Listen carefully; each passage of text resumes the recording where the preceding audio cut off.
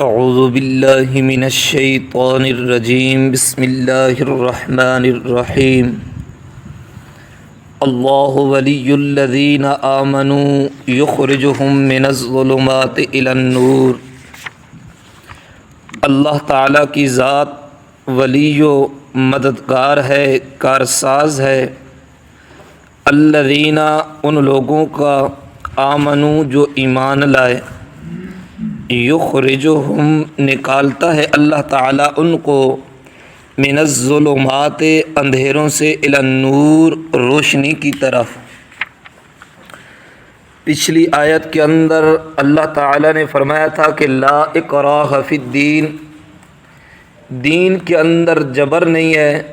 اس کے متعلق گفتگو ہوئی تھی، کس وجہ سے دین کے اندر جبر نہیں ہے، کیوں کافروں کو مجبور نہیں کیا جائے گا کہ بھئی تم زبردستی اسلام اور ایمان قبول کرو۔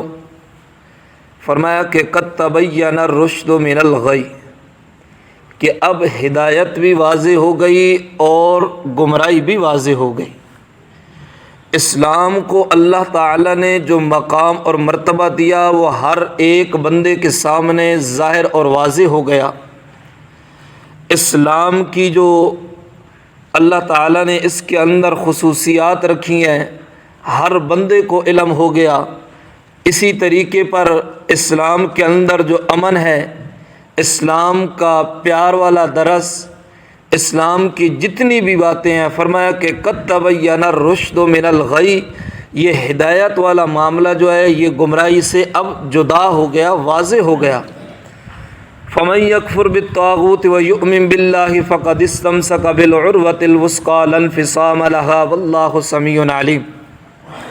تو اب ہدایت پر چلتے ہوئے جس بندے نے غیر اللہ کی عبادت سے انکار کر دیا اور اللہ تعالیٰ کی ذات پر ایمان لایا اور مضبوط حلقے کو، یعنی کہ یہ دین والی رسی جو ہے، اس رسی کو تھام لیا، اب یہ ہے کہ اگر انسان کی اپنی غفلت ہو، غفلت کی وجہ سے اسلام کو چھوڑ دے تو یہ علیحدہ بات ہے، ورنہ یہ جو حلقہ دین والا، دین والی رسی ہے، لا انفصام لہا، یہ ٹوٹنے کے اندر نہیں آتی۔ اس سے آگے اگلی آیت کے اندر اللہ تعالیٰ نے یہ جو پیچھے ذکر کیا کہ یہ ایمان والے جو یہ معاملہ کرتے ہیں، اسلام کو مضبوطی کے ساتھ تھام لیتے ہیں، اب اللہ تعالیٰ کا تعاون ان کے ساتھ کیا ہے؟ فرمایا اللہ ولی الذین آمنوا، کہ ایمان والے جو لوگ ہیں اللہ تعالیٰ کی ذات ان کا کارساز اور اللہ تعالیٰ کی ذات ان کی مددگار ہے۔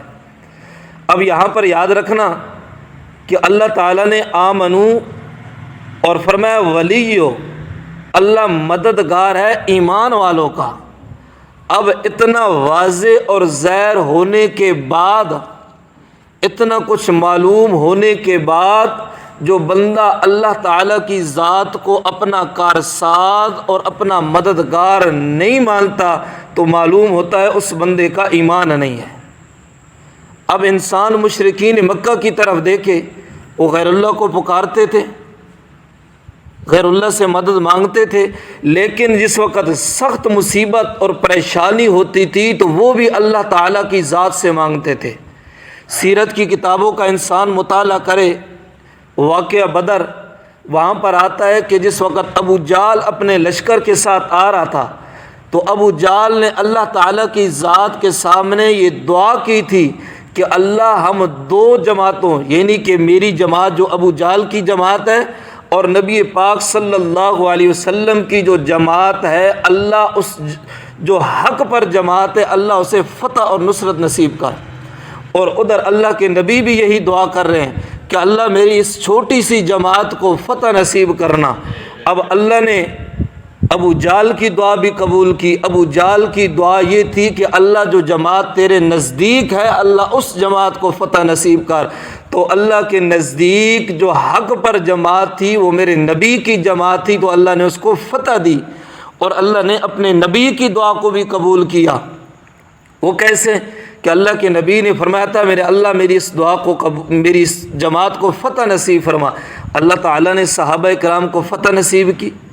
تو معلوم ہوتا ہے کہ جس وقت ابو جہل اللہ کے نبی نے فرمایا نا کہ ایک موسیٰ علیہ السلام کے زمانے کا فرعون تھا اور ایک میرے زمانے کا فرعون تھا۔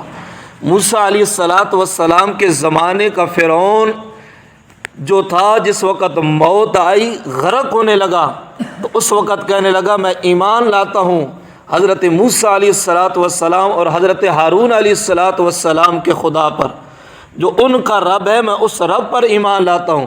اور اللہ کے نبی نے فرمایا کہ جس وقت میرے زمانے کے، میرے دور کے فرعون کی موت کی باری آئی تو کہنے لگا میری گردن جو ہے اسے ذرا لمبا کر کے کاٹنا تاکہ پتہ چلے کسی سردار کی گردن ہے۔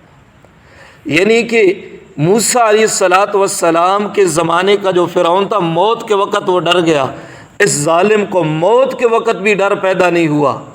اتنا متشدد تھا، اتنا سخت تھا کفر کے اندر، اتنا سخت کفر ہونے کے باوجود مشکل وقت کے اندر اللہ تعالیٰ کی ذات کو پکارتا تھا۔ ہم بھائی یہ معاملہ آج کل اتنی مشکل کے وقت بھی ہم اللہ تعالیٰ کی ذات سے مدد نہیں مانگتے۔ اسی طریقے پر ہمارا ایک دوست تھا، وہ کہتا ہے کہ ویسے ہی میرا چکر لگا ہے تو ایک دربار پر ایک آدمی سجدہ کر رہا تھا، اور کہتا ہے کہ جس وقت اس کے ساتھ گزرا ہوں میں تو آواز آ رہی تھی یا بابا جی میرے بھائی کو ٹھیک کر دے، میرے بھائی کو شفا دے دے۔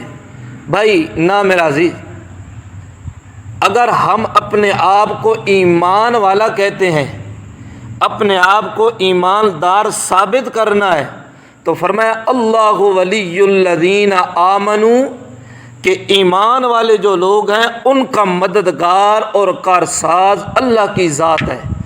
انسان، مختصر سی بات، حضرت آدم علیہ السلام سے لے کر نبی پاک صلی اللہ علیہ وسلم تک ہر نبی کی زندگی کا مطالعہ کرے۔